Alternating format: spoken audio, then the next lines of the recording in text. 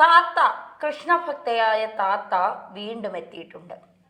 താത്തയ്ക്കുള്ള പ്രശ്നം എന്താണെന്ന് പറഞ്ഞാൽ, താത്ത മറ്റൊരിടത്ത് പോകുമ്പോഴും തട്ടമിടില്ല. കൃഷ്ണഭക്തയായ താത്തയ്ക്ക് ഗുരുവായൂർ അമ്പലത്തിൽ ഗുരുവായൂരപ്പനെ കാണുമ്പോൾ ഒരു നാണം വരും. ആ നാണം മറയ്ക്കാനായി താത്ത തട്ടമിടും. ഈ ഗുരുവായൂർ അമ്പലത്തിൽ പോകുന്നതിൻ്റെ റീൽസ്, അമ്പലത്തിൽ പോയി പ്രാർത്ഥിക്കുന്നതിൻ്റെ റീൽസ്, കണ്ണനെ ചിത്രം വരയ്ക്കുന്ന റീൽസ്, അങ്ങനെ താത്ത ഇങ്ങനെ ഗുരുവായൂരപ്പനെ സ്വന്തമാക്കിക്കൊണ്ട് മുന്നോട്ട് പോവുകയാണ്.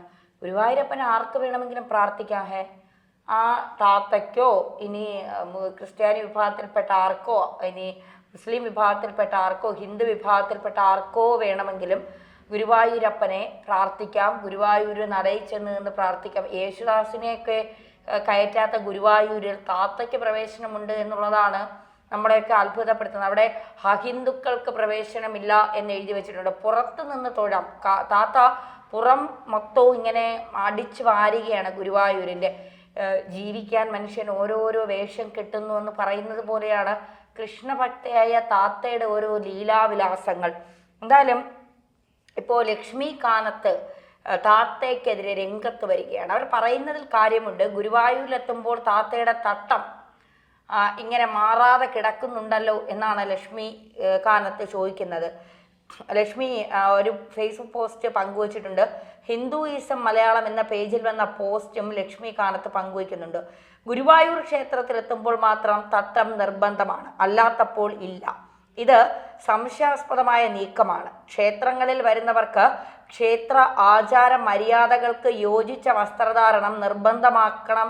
ബഹുമാനപ്പെട്ട കൃഷ്ണരാജ് വക്കീൽ സാറിനോട് ഒരു അഭ്യർത്ഥനയുണ്ട്. താത്ത ലോക പ്രശസ്തമായ ഗുരുവായൂർ ക്ഷേത്ര നടപ്പന്തൽ അടക്കമുള്ള ഹൈന്ദവ ക്ഷേത്രങ്ങളെ FBയിലെ ചില സ്ത്രീകളുമായുള്ള വ്യക്തിപരമായ തമ്മിലടിക്ക് വേണ്ടി വേദിയാക്കുന്നത് തടയാനുള്ള നിയമപരമായ, അതായത് റെസ്ട്രിക്ഷൻ ഓർഡർ അടക്കം നിയമപരമായ നീക്കം ബഹുമാനപ്പെട്ട കോടതിയുടെ കൃപയാൽ നേടുന്നതിന് ഒപ്പം മറ്റിടങ്ങളിൽ പോകുമ്പോൾ തട്ടമില്ലാതെയും ക്ഷേത്രത്തിൽ വരുമ്പോൾ മാത്രം താത്തയ്ക്ക് തട്ടം നിർബന്ധം എന്നുള്ള ദുരൂഹത, ക്ഷേത്ര ദർശനങ്ങളുടെ വസ്ത്രധാരണ ആചാര മര്യാദകൾ, അതിനെതിരെ ഉള്ള വെല്ലുവിളിയും നിന്ദയും ബോധപൂർവമായ ആചാര ലംഘനവും ഭാവിയിൽ ഹൈന്ദവ മഹാക്ഷേത്രങ്ങൾ അടക്കമുള്ള ക്ഷേത്രങ്ങൾ ഇത്തരക്കാർ അവരുടെ രീതിയിലുള്ള ആരാധനകൾക്ക് പോലും ഇടം നൽകാനുള്ള സാധ്യതകളുടെ മുന്നോടിയായതിനാൽ ദ്വാപരയുഗത്തിൽ ശ്രീകൃഷ്ണ ഭഗവാന്റെ മാതാപിതാക്കൾ അടക്കം പൂജിച്ചിരുന്ന വിഗ്രഹമിരിക്കുന്ന പൊന്നു ഗുരുവായൂരപ്പന്റെ ഭൂലോക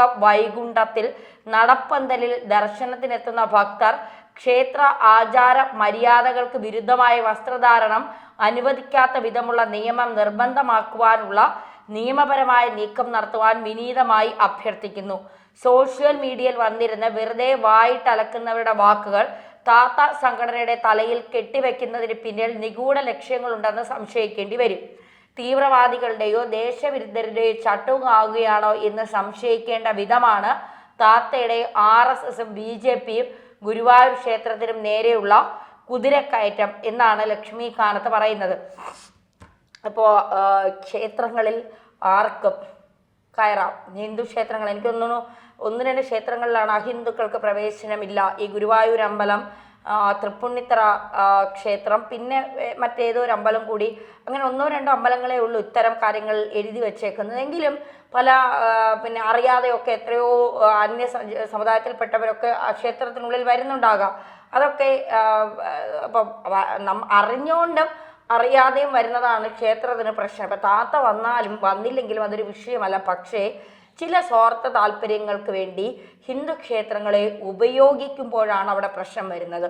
ഇപ്പോൾ താത്തയ്ക്ക്, കൃഷ്ണഭക്തയായ താത്തയ്ക്ക് ഹിന്ദു ക്ഷേത്രങ്ങളിൽ പോകാം, പ്രാർത്ഥിക്കാം. കാരണം അവരുടെ മതത്തേക്കാൾ അവർക്ക് വിശ്വാസം ഹിന്ദു മതത്തെയും ഹിന്ദു ക്ഷേത്രങ്ങളെയുമാണെങ്കിൽ തീർച്ചയായിട്ടും അവർക്ക് ഹിന്ദു ക്ഷേത്രത്തിൽ വരാം, വിശ്വസിക്കാം, ഹിന്ദു ക്ഷേത്രവുമായി ബന്ധപ്പെട്ട കാര്യങ്ങളിൽ പങ്കുചേരുക എന്ന് പറയുന്നത് അവിടുത്തെ ക്ഷേത്ര കമ്മിറ്റി പോയി എനിക്ക് നാളെ പ്രസിഡന്റ് ആവണം എന്ന് ക്ഷേത്ര പ്രസിഡന്റ് ആകണം എന്ന് പറയാനല്ല, അല്ലെങ്കിൽ ഹിന്ദു ക്ഷേത്രത്തിൽ പോയിട്ട് നാളെ മേൽശാന്തി ആകണം, പൂജാരി ആകണം എന്ന് പറയുന്നതിലല്ല ഞാൻ ഉദ്ദേശിച്ചത്. അങ്ങനെയല്ല.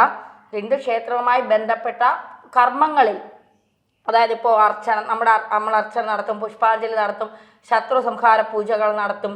അപ്പോൾ അങ്ങനെയൊക്കെ പൂജകൾക്ക് കൊടുക്കാം. അതൊക്കെ ഈ സ്വാഭാവികമാണ്. ഈ എല്ലാവരും അറിയുന്ന ഗുരുവായൂർ ക്ഷേത്രത്തിൽ മാത്രം പോയി ഇങ്ങനെ ആളാവാൻ നോക്കുന്ന താത്തയുടെ ഉദ്ദേശശുദ്ധിയാണ് ഇവിടെ ചോദ്യം ചെയ്യപ്പെടുന്നത്. നമുക്ക് ഇപ്പോൾ ഭീമാവള്ളി, എൻ്റെ നാട്ടിലാണ് തിരുവനന്തപുരത്ത് ഭീമാവള്ളി എന്ന സ്ഥലത്ത് ഭീമാവള്ളിയുണ്ട്. അവിടെ എല്ലാവരും പോകും, ഞങ്ങളും ഒക്കെ പോയിട്ടുള്ള പള്ളിയാണ്. വിശ്വാസത്തിന് പുറത്ത് പോകുന്നതാണ്. ഞാനൊരു ഹിന്ദു വിശ്വാസിയാണ്, അതുകൊണ്ട് എനിക്ക് മുസ്ലിം പള്ളിയിൽ പൊക്കൂടാ എന്ന് ചിന്തിക്കുന്ന ഒരാളല്ല ഞാൻ. മുസ്ലിം പള്ളിയിലും പോകാം, പക്ഷെ നമ്മുടെ വിശ്വാസങ്ങൾ നമ്മളെപ്പോഴും മുറുകെ പിടിക്കുമെന്നുള്ളതാണ്. ഇപ്പോൾ തിരുവനന്തപുരത്താണ് വെട്ടുകാട് പള്ളി, ക്രിസ്ത്യൻ പള്ളിയുള്ളത്. വെട്ടുകാട് പള്ളിയിൽ പോകുന്ന ഒരുപാട് ഹിന്ദുക്കളെ എനിക്കറിയാം. അത് ഹിന്ദുക്കളായവർ അവരുടെ വിശ്വാസങ്ങളെ മുറുകെ പിടിച്ചുകൊണ്ട് തന്നെയാണ് പോകുന്നത്. എത്രയോ ക്രിസ്ത്യാനികൾ ഹിന്ദു ദൈവങ്ങളെ ആരാധിക്കുന്നവരുണ്ട്. അപ്പോൾ അതൊക്കെ ഈ ആളാകാനോ അല്ലെങ്കിൽ എന്തെങ്കിലും സ്വാർത്ഥ താല്പര്യങ്ങൾക്ക് വേണ്ടിയോ മറ്റെന്തെങ്കിലും ലക്ഷ്യങ്ങൾക്ക് വേണ്ടിയോ അല്ല. നമുക്ക് ഈശ്വരന് വിശ്വാസമുണ്ടെങ്കിൽ എല്ലാം ഒന്നാണ്. ഈ ലോകത്തുള്ള ഹിന്ദു, ക്രിസ്ത്യൻ, ബുദ്ധൻ, പാഴ്സി എല്ലാവരും ഒന്നാണ്. ഒന്നായി കണ്ടവരെ നമുക്ക് കാണാനും അവരുടെ ആരാധനകളെ ഒന്നായി കാണാനും ഒക്കെ നമുക്ക് കഴിയും. പക്ഷേ നമ്മളൊക്കെ ഇപ്പം ഞാനൊക്കെ ജനിച്ച് വളർന്നു വന്നത് ഹിന്ദു ആചാരപ്രകാരം, ഹിന്ദു വിശ്വാസ പ്രകാരമൊക്കെയാണ്. ആ വിശ്വാസങ്ങൾ നമ്മൾ ഈ അക്കമഴിഞ്ഞ ഹിന്ദു വിശ്വാസ പ്രകാരമുള്ള ഒരു വീട്ടിൽ നിന്ന് ജനിച്ച് വളർന്നു വന്ന ഒരാളാണ് ഞാൻ.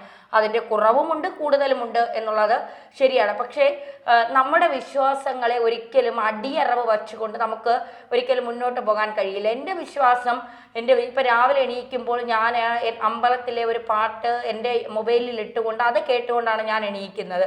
സ്വാഭാവികമായിട്ട് അതെനിക്ക് തരുന്ന ഒരു പോസിറ്റീവ് എനർജി. അതിപ്പോൾ കേട്ടില്ലെങ്കിൽ എന്ത് സംഭവിക്കുമെന്ന് ചോദിച്ചാൽ, എന്ത് സംഭവിക്കും എന്ന് ചോദിച്ചാൽ എനിക്കറിയില്ല. കാരണം ഞാനത് കേട്ടുകൊണ്ട് ഉണരുന്ന ഒരാളാണ്. അപ്പോൾ ഞങ്ങളുടെ നാട്ടിൽ വെള്ളയാണി ദേവി ക്ഷേത്രം എന്നൊരു ക്ഷേത്രമുണ്ട്. തിരുവനന്തപുരം ജില്ലയിലെ വെള്ളയാണി എന്ന് പറയുന്ന സ്ഥലത്താണ് ആ ക്ഷേത്രം. നമ്മൾ വെള്ളയാണി അമ്മച്ചി ഇറങ്ങി എന്നാണ് പറയുന്നത്. അമ്മച്ചി എന്നാണ് ഞങ്ങൾ വിളിക്കുന്നത്. ഞങ്ങളുടെയാണ് അതെന്നുള്ളൊരു ബോധ്യമാണ് ഞങ്ങൾക്ക്.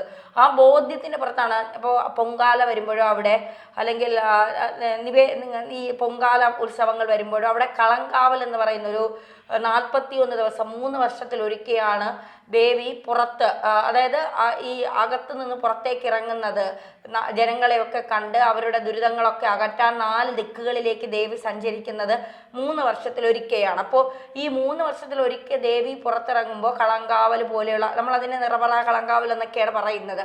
അത് ഓരോ നാട്ടിലും വ്യത്യസ്തമായിരിക്കും. ഞങ്ങളുടെ തിരുവനന്തപുരത്ത് ഞങ്ങളുടെ വെള്ളയാണി അമ്മച്ചിക്ക് ഞങ്ങൾ പറയുന്നത് അങ്ങനെയാണ്. അപ്പോൾ ഇറങ്ങുമ്പോൾ ഈ ഓരോ വീടുകളും പുതിയ വീടുകളെ പോലെയാണ്. അതായത് കല്യാണത്തിന് നമ്മളൊരു വീടിനെ എങ്ങനെയാണ് ഒരുക്കുന്നത് അതുപോലെ ഒരുക്കിക്കൊണ്ടാണ് നമ്മൾ ആ ദേവിയെ വരവേക്കാൻ അല്ലെങ്കിൽ ദേവിയെ സ്വീകരിക്കാനായി ഓരോ ഭക്തർ നിൽക്കാൻ നമ്മുടെ വിശ്വാസമാണ്.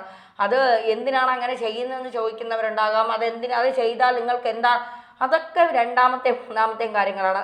പക്ഷേ ഒരു വിശ്വാസമുണ്ടല്ലോ, നമ്മുടെ സ്വന്തമായ ഒരാൾ നമ്മളെ കാണാൻ വരുന്നു എന്നുള്ളൊരു വിശ്വാസമാണ് നമ്മൾ അതിൽ നിന്ന് നമുക്ക് മനസ്സിലാക്കാൻ സാധിക്കും. അപ്പോൾ ഓരോരുത്തരുടെ വിശ്വാസമാണ്. ആ വിശ്വാസത്തിൽ വെള്ളം ചേർത്ത് അതിനെ അതിനെ അന്നമായി കണ്ട്, വിശ്വാസങ്ങളെ അന്നമായി കണ്ട് പിന്നെ മറ്റുള്ളവരുടെ മുമ്പിൽ ആളാവാനും മറ്റുള്ളവരെ ഞാൻ ഇങ്ങനെ എന്തോ സംഭവമാണെന്ന് കാണിക്കാനൊക്കെ വേണ്ടി നടക്കുന്നവരോട്, അതിന് ദൈവത്തെ കൂട്ടുപിടിക്കുന്ന, ദൈവത്തെ കച്ചവടമാക്കുന്നവരോട് ഒന്നും പറയാനില്ല എന്നുള്ളതാണ് യാഥാർത്ഥ്യം.